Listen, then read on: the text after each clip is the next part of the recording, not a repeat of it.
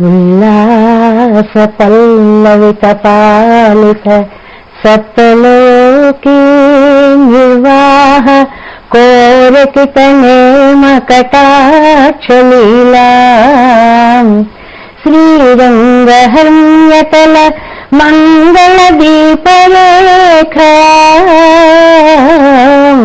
శ్రీరంగరాజమహిషీ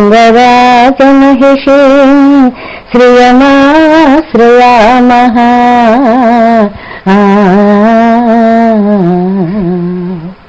ప్రియ భగవద్బంధువులారా,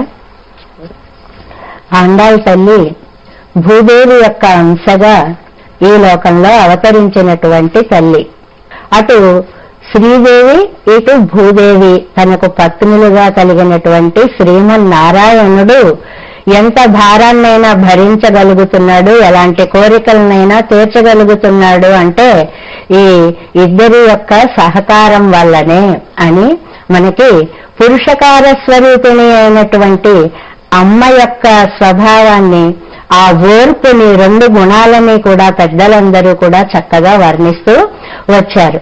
వేదాంత దేశికులు ఈ గోదాదేవి యొక్క మహిమాన్వితమైనటువంటి అవతారాన్ని, ఆవిడ సమర్పించిన పామాల పాశురముల మాలలో ఉండేటువంటి అంతరార్థాలని, పూమాల పువ్వులతో సమర్పించినటువంటి అనుభవించి ఇచ్చినటువంటి ఆ ముక్త మాల్యదగా ఇచ్చినటువంటి ఆ మాలలోని వైశిష్ట్యాన్ని మనకి అనేక శ్లోకాలలో అనేక భావాలతో రసరమ్యంగా అందించారు అన్న విషయం మనం రోజు తెలుసుకుంటూ ఉన్నాము.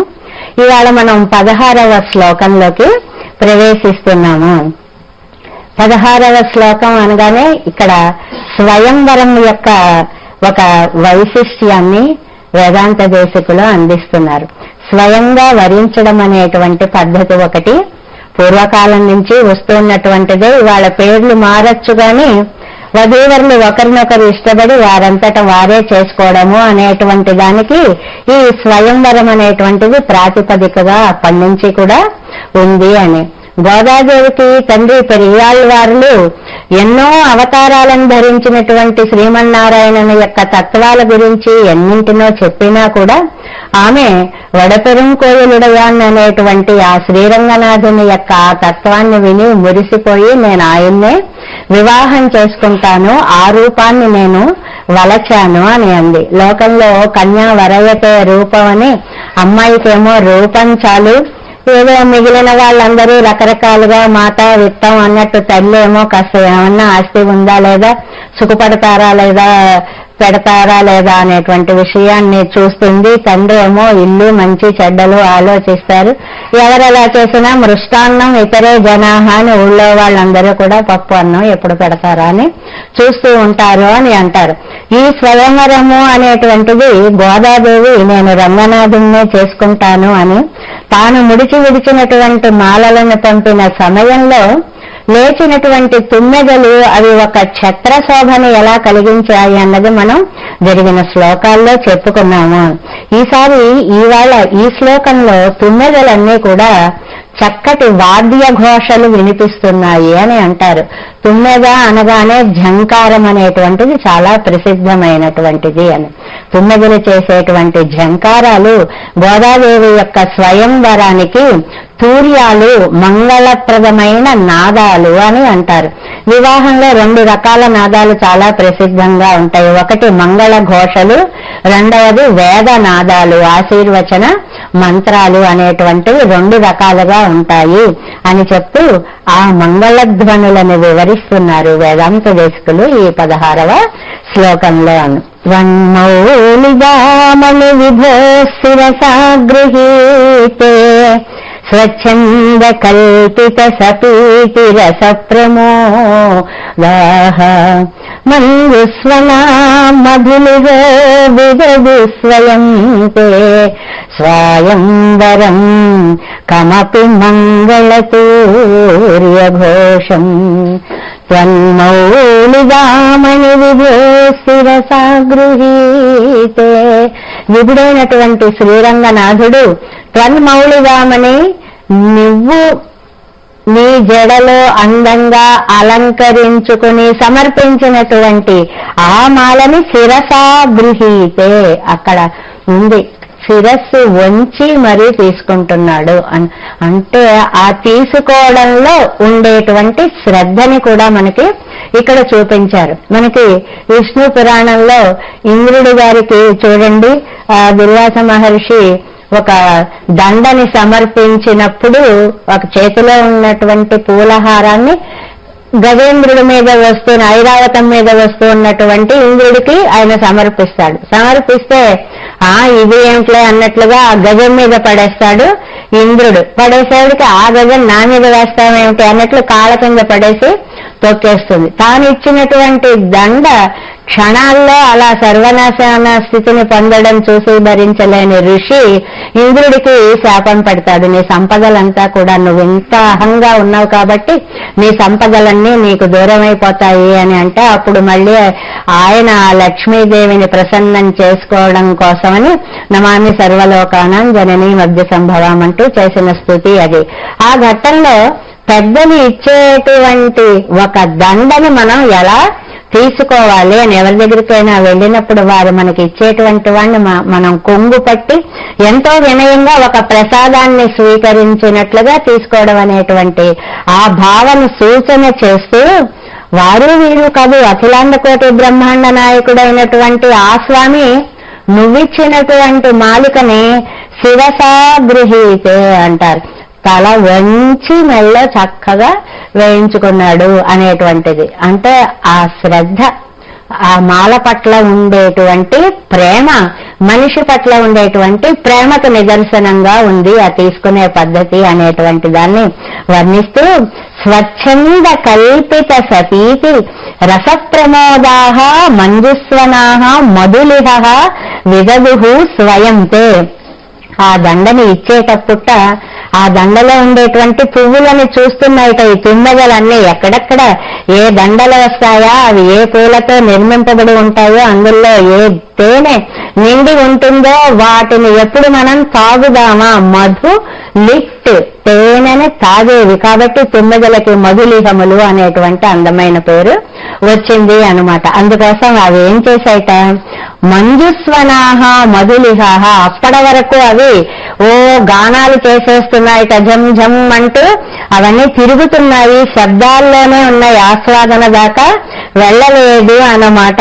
విదుదుః స్వయంతే స్వయంవరం కమపి మంగళతూర్య ఘోషం.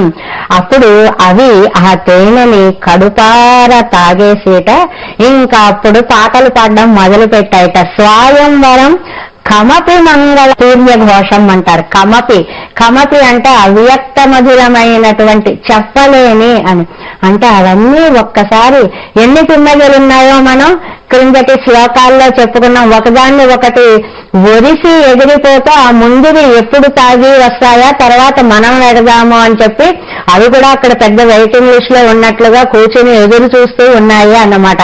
అలాంటి తుమ్మెదలు ఒక్కసారిగా ఈ తూర్య మంగళ ఘోషలు చేసేటువంటి ఒక అద్భుతమైనటువంటి పాత్ర తాము తీసుకుని భజంత్రీలు అనగానే వినపడేటువంటి శబ్దాలు లాగా తుమ్మెదలన్నీ జంకారాలు చేయడం మొదలు పెట్టాయి. ఎందువల్లంటే అవి ఆ పుష్పాల్లో ఉండేటువంటి మధువుని ఆస్వాదించిన తరువాత అమ్మూ ఇంత తీయగా ఉంది, మనం ఒక్కళ్ళమే ఆనందించేస్తే ఎలాగా, ఈ ఆనందానుభవాన్ని మనం లోకం అందరికీ చెప్పాలి అనుకున్నాయట. ఎందుకంటే ఏకహ స్వాది నభుంజేత, కొన్ని పనులు ఒక్కొక్కళ్ళే చేయకూడదు అని మనకి శాస్త్రం చెప్తుంది. ఏమిటంటే మధుర పదార్థం ఉంటే ఎప్పుడు ఒక్కళ్ళం చేయకూడదు. ఇది మనకి వేదం ఇచ్చినటువంటి సందేశం అన్నమాట. ఏది చేసుకున్నా సరే కొంత పక్కకి తీసిపెట్టి మనం తినాలి అంటారు. ఎందుకంటే ఎవరో ఒకరు వస్తే వాళ్ళకి దాన్ని రుచి చూపించి పరులకి పెట్టి తినిన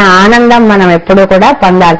నైక సుప్తేషు జాగృయాత్, అందరూ పడుకుని ఉంటే ఒక్కళ్ళం మెలకువగా ఉండకూడదు. అలా ఉన్నాము అని గుర్తింపబడినప్పుడు ఏదైనా జరగకూడనివి జరిగితే మన మీదకు వచ్చేటువంటి ప్రమాదాలు కొన్ని ఉంటాయి అని ఇలాగా కొన్ని జాగ్రత్తల కోసం కొన్ని పనులు అందరూ ఏ మార్గంలో వెడితే అందులోనే మనం వెళ్ళాలి అని ఇలా కొన్ని వేదమాత దగ్గర నుంచి సూక్తుల దగ్గర నుంచి సుమతి శతకాలు లాంటి వాటి దాకా మనకి మన సాహిత్యం అంతా కూడా ఎన్నో మంచి మంచి విషయాలని చాటి చెప్పిందనమాట. అందువల్ల మధుర పదార్థం ఒక్కళ్ళు తినకూడదు కాబట్టి కొంత ఎవరికో పెట్టడం కోసం తీసినట్లుగా ఈ తుమ్మెదలన్నీ కూడా తాము ఈ అమృతాన్ని ఆస్వాదించేసిన తరువాత ఈ వైభవాన్ని లోకానికంతటికి చాటి వేయాలి, ఈ తీపిని గురించి చెప్పాలి అనుకున్నట్లుగా జమ్ అంటూ ఒక్కసారి ఎగిరేట. అవి ఎగిరేటప్పటికీ అవి అద్భుతమైనటువంటి మంగళధ్వనులు చేస్తూ ఉన్నట్లుగా కనిపిస్తోంది అని అంటారు. అంటే తుమ్మెదలు అనేటువంటివి ఎంత అందమైనటువంటి శబ్దాన్ని చేస్తాయి అని మన ఆళ్వార్లందరూ కూడా ఈ తుమ్మెదలు చేసేటువంటి శబ్దాల గురించి చెప్తూ తారాల్పన్ తుళవ వండు ముదవరై మార్బన్ అని అంటూ మనకి తిరుమంగళవార్లు మొదలైనటువంటి వారు కూడా స్వామి యొక్క వక్షస్థల మాల ఆ పుష్పాల్లో దాగినటువంటి ఆ మధువుని ఆస్వాదించేటువంటి తుమ్మెదల వైలక్షణ్యాన్ని గురించి ఎప్పుడు గుర్తొస్తే అప్పుడే తుమ్మెదలని వర్ణించిన ఘట్టాలు మనకి ఎన్నో కనిపిస్తాయి. అయితే ఆ తుమ్మెదలు కేవలం మధువుని తాగి కూర్చోవడం కాదు, మధురమైన నాదాలను కూడా మనకి వినిపిస్తున్నాయి అంటున్నారు ఇక్కడ వేదాంత దేశికులు అని. ఎప్పుడు ఏ సమయంలో తన్ మౌళిదామని విధో శిరసా గృహీతే సతి, నువ్వు పంపించినటువంటి దండని తన శిరస్సు పైన ఆయన ధరించేటువంటి సమయంలో స్వచ్ఛంద కల్పిత సతీతి రస ప్రమోదాహ, అంత తీయగా ఉండేటువంటి ఆ రసముని తాగి మోదము కాదు ప్రమోదము అంటారు వేదాంత దేశికులు. ఏంటి అంత తేడా ఉంటుందా ఒక్కొక్క అక్షరానికి అంటే ఆ భాషలో మనం ఉపయోగించేటువంటిది. ఇప్పుడు మనకి ప్రియమైన వస్తువు అండి అని అంటాం. ఏమిటి అంటే ఇష్ట వస్తు సందర్శనం, అది ఏదైనా మనకు బాగుంటుంది అన్నది చూసినప్పుడు ఆహా చాలా బాగుంది అనిపిస్తుంది, దాన్ని ప్రియమని వాడతాం. మోదం అంటే భగవత్ స్వరూపాన్ని దర్శించినప్పుడు, అంటే అంతకంటే కొంచెం ఉత్తమమైనటువంటి ఆనంద స్థితిని మనం ఆ సుఖాన్ని మోదం అంటాం. అంతకంటే ఉత్తమమైనటువంటి ఆనందం అయితే దాన్ని ప్రమోదము అంటాం. అంటే మనకి లభించినటువంటి నిధిని మనం అనుభవించే వేళ పొందేటువంటి ఆనందానికి ప్రమోదము అనేటువంటి పేరు. మరి ఆనందము అంటే ఆ సుఖం ఉన్మస్తకమైనటువంటి స్థితి అయితేనే ఆనందం. కాబట్టి ఆనందం అన్ని చోట్ల ఉపయోగించరు. చూడండి, చాలా పెద్ద పెద్ద వాళ్ళు చాలా సంతోషం అండి అంటారు. సంతోషం ఒక స్థాయి వరకే ఉంటుంది, ఆనందం ఉత్తమోత్తమైనటువంటి స్థితిగా చెప్పబడుతుంది అన్నమాట. అందువల్ల ఆనంద స్థితి చాలా గొప్పది అని. ఈ విజ్ఞానమైనటువంటి వేదమూర్తులందరూ ఏం చేస్తారు అని అంటే, వీళ్ళు భగవంతుని యొక్క దివ్యమంగళ విగ్రహాన్ని, అద్భుతమైన రూపాన్ని సందర్శిస్తారు. ఆ సందర్శించడంలో ఒక ఆనందం, అది చూడగానే వేదమంత్ర ఉద్ఘాటనలో ఒక రకమైన ఆనందం, పరబ్రహ్మ ఉపాసనలో ఒక రకమైనటువంటి ఆనందం, చివరికి దివ్యమైనటువంటి వేద నాదాలు, 4 వేదాలు చదువుతూ పొందే దివ్యానందం బ్రహ్మోపాసన సమయంలో.